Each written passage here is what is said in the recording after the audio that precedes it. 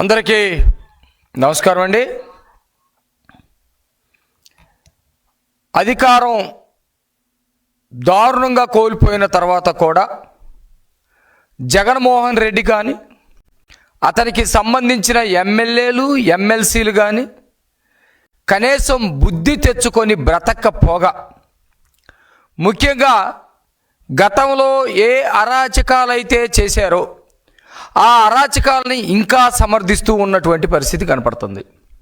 అవే కాకుండా జగన్మోహన్ రెడ్డి అధికారంలో ఉన్నప్పుడు ఏ బీసీలనైతే టార్గెట్గా చేసి చంపటం, వాళ్ళ జీవనాన్ని లేకుండా చేయటం, ఎస్సీలని చంపటం, వాళ్ళ జీవనాన్ని లేకుండా చేయటం, లేకపోతే బడుగు బలహీన వర్గాలను మొత్తాన్ని కూడా వీళ్ళు అసలు మనుషులే కాదు, జీవించడానికే హక్కు లేదు అన్నట్టుగా ఎట్లయితే ప్రవర్తించారో, ఇప్పుడు కూడా అధికారం కోల్పోయి దాదాపు 15 నెలలు అవుతున్న తర్వాత, సంవత్సరన్నర అవుతున్న తర్వాత కూడా వీళ్ళలో ఏ మార్పు రాకపోవటం అనేది వీళ్ళు అసలు మనుషులా కాదని చెప్పేసి డౌట్ కూడా వస్తూ ఉంది. ముఖ్యంగా నేను మాట్లాడదలుచుకుంది ఏంటంటే, బొత్స సత్యనారాయణ ఈరోజు శాసన మండలిలో ప్రతిపక్ష నాయకుడిగా ఉన్నాడు. ప్రతిపక్ష హోదా ఉంది కాబట్టి నేను ప్రతిపక్ష నాయకుడు అంటా ఉన్నాను.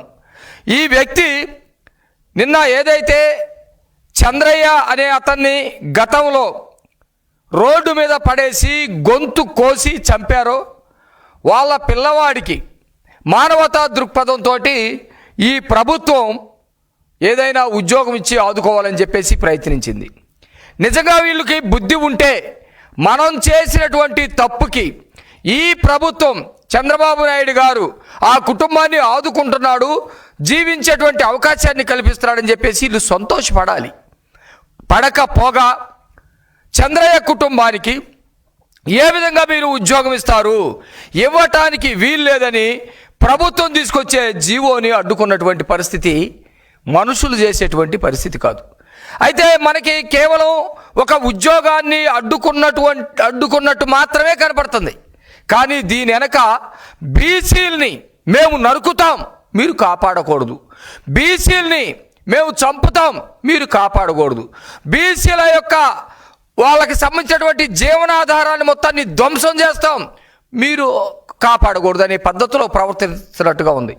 ఇది బొత్స సత్యనారాయణకి సంబంధించినటువంటి మాట, లేకపోతే ఎవరైతే జగన్మోహన్ రెడ్డి మాట, లేకపోతే పిన్నెల్లి సోదరుల మాట, ఇది ఖచ్చితంగా తేల్చాల్సినటువంటి పరిస్థితి ఉంది, సమాధానం చెప్పాల్సినటువంటి పరిస్థితి ఉంది.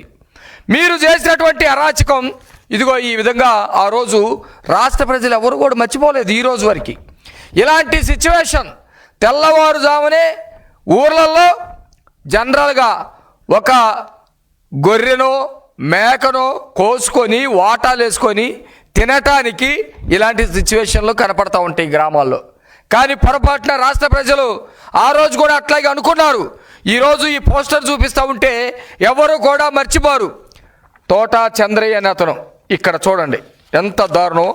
చంద్రయ్య అనే అతని మీద వైసీపీకి సంబంధించినటువంటి నరహంతకులు, నేను గోండాలు అన్నాను, వాళ్ళు ఎదవలు అన్నాను, పనికి మాలిన వాళ్ళు అన్నాను, నరహంతకులు ఒక మనిషి మీద కాళ్ళ మీద ఒకడు నిలబడి అటు ఇటు చేతులు పట్టుకొని ఇంకొకడు గొంతు కోస్తా ఉన్నాడు కత్తితోటి. ఏమని? వాళ్ళ నాయకుడికి జిందాబాద్ చెప్పాలని, చంద్రబాబు నాయుడు గారిని తిట్టాలని. ఇదిగో ఇంత దారుణంగా పొద్దున్నే 6-6:30 టైంలో చుట్టుపక్కల జనం చూస్తూ ఉండగా, జనం రోడ్డు మీద తిరుగుతూ ఉండగా అత్యంత కిరాతకంగా గొంతు కోసి చంపేస్తే ఆ ప్రాంతం అంతా కూడా భయభ్రాంతులకు గురైతే, వాళ్ళ కుటుంబం అంతా కూడా చెట్టుకొకలు పుట్టకొకలు వెళితే, ఒక పార్టీగా, తెలుగుదేశం పార్టీగా మా నాయకుడు తన కార్యకర్తల్ని బ్రతికించుకోవటం కోసం, జీవనాధారం కల్పించడం కోసం చంద్రయ్య కుమారుడికి ఉద్యోగం ఇస్తామని చెప్పేసి ఒక ప్రకటన చేసి ఉద్యోగం ఇచ్చేటువంటి ప్రయత్నం చేస్తూ ఉన్నాం. ఎందుకు ఇవ్వకూడదు చంద్రయ్యకి? నేను అడుగుతా ఉన్నా. బొత్స సత్యనారాయణని నేను స్పష్టంగా అడుగుతా ఉన్నా, నువ్వు చంద్రయ్య కొడుక్కి ఉద్యోగం ఇవ్వకూడదు, ఇవ్వటానికి వీల్లేదు అని మాట్లాడేవు కదా. ఈ మాట బొత్స సత్యనారాయణ, నీకు దమ్ముంటే నేను ఒక ప్రతిపక్ష నేతగా శాసన మండలిలో నాకు ఇష్టం లేకుండా నేను అంటూ ఉన్నాను, ఇతనికి ఉద్యోగం ఇవ్వడానికి వీల్లేదు అని నేను మాత్రమే మాట్లాడానని దమ్ముంటే నువ్వు చెప్పాలా? చెప్పి నువ్వు శ్రీకాకుళంలో తిరగాల. లేదు, నీకు నిజాయితీ ఉంటే మా నాయకుడు జగన్మోహన్ రెడ్డి చెప్పాడు, బీసీలని అడ్డుకోవటం మన పార్టీ యొక్క ఉద్దేశం కాబట్టి ఏ బీసీ కూడా రాష్ట్రంలో తలలు నరికినా వాళ్ళ జీవితం బాగుపడటానికి, వాళ్ళ కుటుంబం బాగుపడటానికి వీల్లేదని చెప్పాడు జగన్మోహన్ రెడ్డి.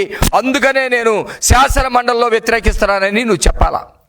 లేదంటే పిన్నెల్లి రామకృష్ణ, పిన్నెల్లి సోదరులు ఎవరైతే ఉన్నారో నరహంతకులు, వాళ్ళు చెప్పారు, వాళ్ళు చెబితే నేను శాసన మండలిలో మాట్లాడుతున్నానని చెప్పాలా? ఎంత దారుణం అంటే, పిన్నెల్లి కుటుంబం ఎవరైతే రామకృష్ణారెడ్డి లేకపోతే వాళ్ళ తమ్ముడు వాళ్ళు ఉన్నారో ఆ ప్రాంతంలో ఒక సామ్రాజ్యంలాగా సృష్టించుకొని మైనింగ్ కానివ్వండి, కొండలు కానివ్వండి, గొట్టలు కానివ్వండి, మందు కానివ్వండి, ఇతర రాష్ట్రాల నుంచి వచ్చే మందు కానివ్వండి, దళితుల భూములు కానివ్వండి, బీసీల ఆస్తులు కానివ్వండి, మొత్తం కూడా వాళ్ళ కబ్జాలో ఉండాలి, వాళ్ళ చేతుల్లో ఉండాలి. ఎవడైనా వ్యతిరేకిస్తే ఇలాంటి కోకొల్లలు.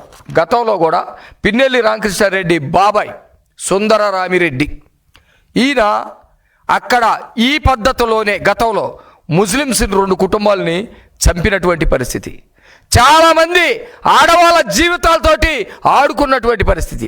ఆడవాళ్ళ జీవితాలతోటి ఆడుకున్నప్పుడు ప్రశ్నిస్తే వాళ్ళ భర్తల యొక్క తలలు లేపేసేటువంటి పరిస్థితి. 1994 ప్రాంతంలో ఎలాంటి అరాచకాలు చేస్తూ ఉంటే స్వయాన నక్సలైట్లు ఆ ప్రాంత ప్రజలకి ఎంతో కొంత భరోసా కల్పించాలనే ఉద్దేశంతో ఆ ప్రాంతంలో సుందరరామిరెడ్డి కిరాతక అరాచకాల్ని చెక్ పెట్టడం కోసం సుందరరామిరెడ్డిని నక్సలైట్లు చంపేశారు. నక్సలైట్లు చంపేస్తే ఆ రోజు రాజశేఖర్ రెడ్డి సుందరరామిరెడ్డి ఎవరైతే ఉన్నాడో వాళ్ళ కొడుకు కృష్ణారెడ్డికి స్వయాన ఉద్యోగం ఇచ్చేటువంటి ప్రయత్నం చేశారు. ఆ జూనియర్ అసిస్టెంట్ ఉద్యోగం ఇవ్వటానికి అవకాశం ఉంది. ఓకే, వాళ్ళ కుటుంబంలో ఎవరో బతకాలనో లేకపోతే సానుభూతితోటో ఏదో ఇచ్చారు, మేము కాదనట్లేదు. ఇస్తే కూడా ఆ ఉద్యోగం కాదని assistant commercial tax officer ACTO డైరెక్ట్గా ఎట్లా ఇచ్చారు మీరు? ఆ రోజుల్లో ఎట్లా తీసుకున్నాడు కృష్ణారెడ్డికి ఏ విధంగా మీరు ఇచ్చారు అంటే, మీ సుందరరామిరెడ్డి కనుక చనిపోతే వాళ్ళ కొడుక్కి అసిస్టెంట్ కమర్షియల్ ట్యాక్స్ ఆఫీసర్ ఇవ్వచ్చు, వాళ్ళు తీసుకోవచ్చు, వాళ్ళు బాగా బతకవచ్చు. ఒక బీసీ బిడ్డకు మాత్రం వాళ్ళ తండ్రిని దారుణంగా చంపేస్తే ప్రభుత్వం స్పందించి ఇవ్వకూడదా? ఇది ఎక్కడ న్యాయమయ్యా? అసలు రాజ్యాంగం మీద ఏమాత్రం గౌరవం లేనటువంటి వ్యక్తులు, మనుషుల పట్ల గౌరవం లేనటువంటి వ్యక్తులు, ఎన్నికల ప్రక్రియ మీద ఎటువంటి గౌరవం లేనటువంటి వ్యక్తులు, ఒక ఆటవిక జాతికి చెందినటువంటి వాళ్ళుగా ఆ ప్రాంతంలో పిన్నెల్లి రామకృష్ణారెడ్డి లేకపోతే సుందరరామిరెడ్డి లేకపోతే వెంకటరామిరెడ్డి వీళ్ళందరూ కూడా ఇప్పటికీ అరాచకాలు చేస్తూ ఉంటే ప్రజలు బుద్ధి చెప్పి ఈరోజు ఓడించిన తర్వాత కూడా ఇలాంటి దారుణమైనటువంటి చేస్తూ ఉన్నారంటే ఇది చాలా హేయమైన చర్య. తెలుగుదేశం పార్టీ ఖచ్చితంగా జగన్మోహన్ రెడ్డి తీసేసినటువంటి అన్ని రకాల బీసీ పథకాలు పునరుద్ధరించింది. బీసీలకి అనేకమైనటువంటి జీవన అవకాశాలు పెంచుతూ ఉంది. మద్యం దుకాణాల్లో కూడా బీసీల్లో ఒక వర్గమైనటువంటి కళ్ళు గీత కార్మికులకి కొంత పర్సెంటేజీ మందు ఏదైతే ఈ షాపులు ఉన్నాయో మద్యం షాపులు కూడా కేటాయించింది. ఈరోజు బీసీలకి మంత్రి పదవుల్లో సముచితమైనటువంటి స్థానం ఇచ్చింది. ఆ రోజు తెలుగుదేశం పార్టీ పరంగా ఎంతమంది కార్యకర్తలు అయితే జగన్మోహన్ రెడ్డి మీద విరోచితంగా పోరాడారో వాళ్ళందరూ కూడా హక్కున చేర్చుకున్నటువంటి పరిస్థితి ఉంది. ఈరోజు మా సోదరుడు జోలగంటి బ్రహ్మారెడ్డి గారు వచ్చిన తర్వాత ఆ ప్రాంతంలో ప్రజాస్వామ్యబద్ధంగా ప్రజలందరూ కూడా స్వేచ్ఛగా తిరుగుతున్నటువంటి పరిస్థితి, ప్రజలందరూ కూడా ఊపిరి పీల్చుకొని బ్రతుకుతున్నటువంటి పరిస్థితి. జైల్లో పిన్నెల్లి రామకృష్ణారెడ్డి వాళ్ళు ఉంటే అక్కడ పండగలు చేసుకుంటూ ఉన్నారు ప్రజలు. ఒక నరకాసురుని కనుక చంపినట్టుగా ప్రజలు ఫీల్ అవుతూ ఉంటారు. ఇప్పుడు మీకు అర్థమైందా? ప్రజలు మళ్ళా స్పష్టంగా అర్థం చేసుకోవాలి. ఆ రోజు అసెంబ్లీలో కానీ శాసన మండలిలో కానీ ఇలా బలం ఎక్కువ ఉండటం వల్ల విచ్చలవిడిగా బూతులు మాట్లాడటం, వ్యక్తిగత హననం చేయటం, దారుణంగా ప్రవర్తించడం, అవతల వాళ్ళని తిట్టడం ఇదే పనిగా చేశారు. ప్రజలు బుద్ధి చెప్పి 11 సీట్లకు పరిమితం చేశారు. శాసన మండలిలో కొద్దిగా బలం ఉంది ఈరోజు. ఆ బలాన్ని చూసుకొని వాపరుకుంటా ఉన్నారు.